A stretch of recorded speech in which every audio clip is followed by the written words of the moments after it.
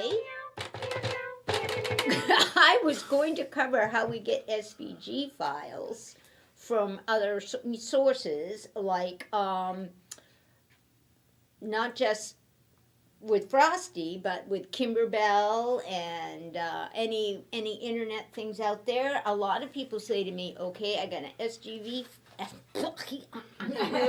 I have an SVG file, now what? Most people in our craft are using a Cricut Maker or a Brother Scan and Cut or a Silhouette Cameo to do their cut files with. They all use mats, they all use blades, they all accept SVG files. Let me narrow it down. I'm talking about fabric. They all will cut material that has been bonded with a heat and bond light or a Wonder Under. The Frosty with us. You don't have to have a specific electronic machine, okay? But I'm going to demonstrate how to get the SVG files in using the Cricut software. That was the other point. They all have a piece of software. They all do. Silhouette has theirs called Silhouette. Brother has theirs called Canvas. Yes, Brother Canvas. Brother Canvas. And Cricut has theirs called Cricut Canvas. That was really ingenious. But they all have a piece of software that's going to allow us to get the SVG. I have an SVG file. I've downloaded it, or it came on my Kimber LCD, or some of your favorite embroidery places now, like Juju's. Mm-hmm. They're all including the SVG, not all. Many of them are including the SVG files for our cutters. The question is, what do you do with them? How do I use them? So I thought I'd show you how to use them. You care, don't you? Oh, yeah, I'm going to use. I want to see how it's done, because then once I know how to do an SVG file, I can go find SVG files on the interwebs. And yeah. And I'm going to do it showing the Frosty thing. So we also teach you a little bit of something about Frosty. Yeah. One of the things every good SVG provider is going to tell you is what the size should be when you get it in your software, because every person's software, Silhouette, Brother, Cricut, does something different. And that's the difference between raster versus SVGs. SVG does not have a set size. SVG, the vector file format, allows it to resize to anything you want it. Right. So that would be why it's so that's good that they're going to tell you what size it's supposed to be, because and the beauty of that too is that you can resize it if you want to. Yes. You know, but if you're doing something like the Frosty Block, and we've handed you if you want them, we've handed you the digitized file, then your cut files have got to match those embroidery files exactly, or it's going to not look well when it's done. And you're getting purr. So anyway, can you switch to my computer? There we go. I am inside the Cricut Workspace right now, okay? I don't care which workspace you're using, meaning Brother or Silhouette or Cricut, the procedure is the same. The wording on the buttons is a little different, but bringing it in and using it is the same. The top right looks like a poop emoji.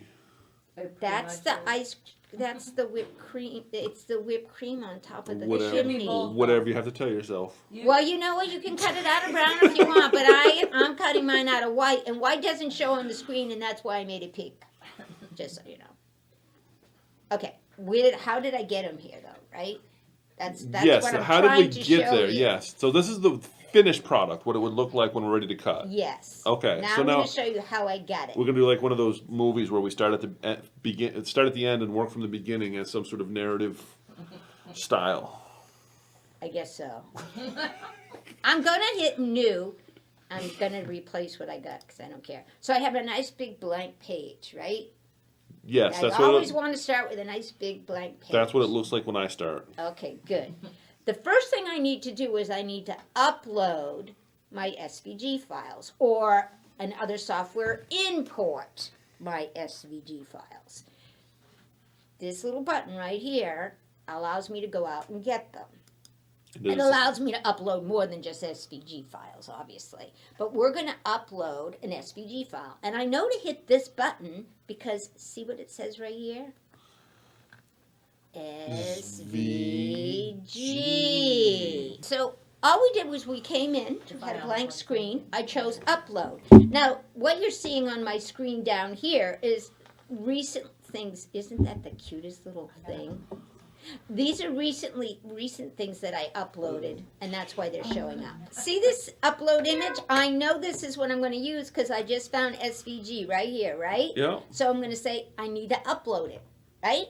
It's confusing to people because it says upload image. That's what messes people up. Just believe me, SVG, upload it. Yes. That's what I want you to do.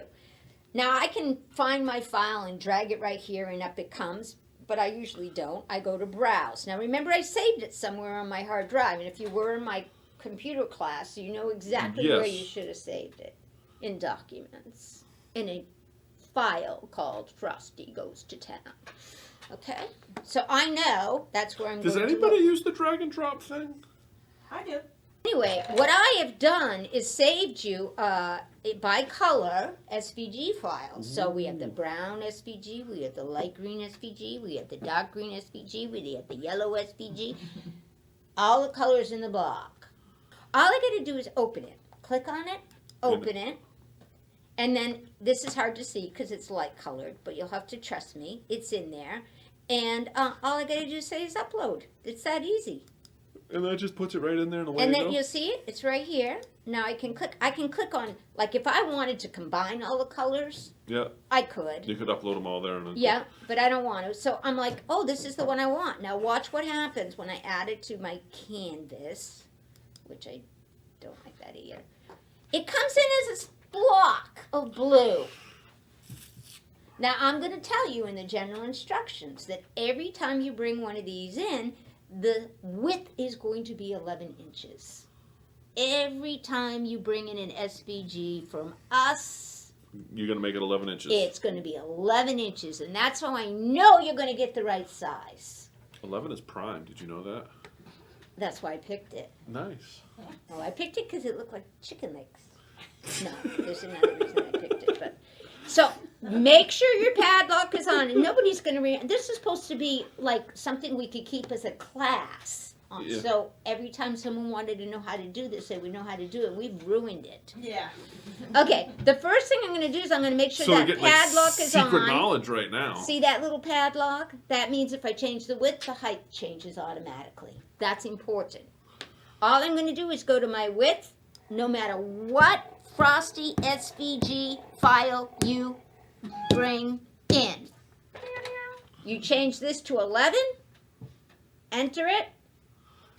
And now your I blue square is guarantee bigger. you everything in there is the right size. But it's hidden by that blue square. And all you got to do is come over to your little eyeball, or in the other machines you can also delete it. But I'm just going to turn off my blue square. Whoops, I turned I turned everything off. I just want to turn off my blue square.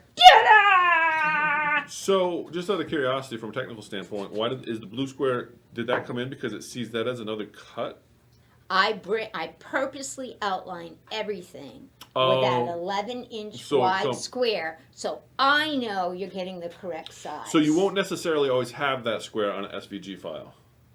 Good providers will provide you with a square and they'll and tell you the how size. big, and they'll tell you how big to make it. Yes. Okay. You would just go in and simply upload each file, and then literally, if I hit make it's going to show you what it looks like on my map. So and when you then turn I off place my fabric. when you turn off the view thing, that takes it out of the queue to bring it up on the. As soon as I turn off the view thing, it says, "Look, you don't have So to cut me. You don't have to do anything." If you can't see it, it doesn't want to cut it. Correct. So you could. And you can delete it. Once it's uploaded, it's there.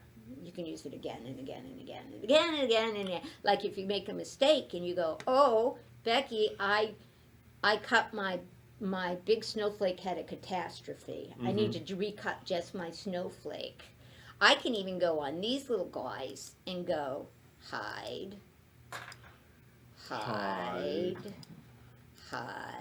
Wow. But if you want you can get the SVG files and you can get the PES files. Yes.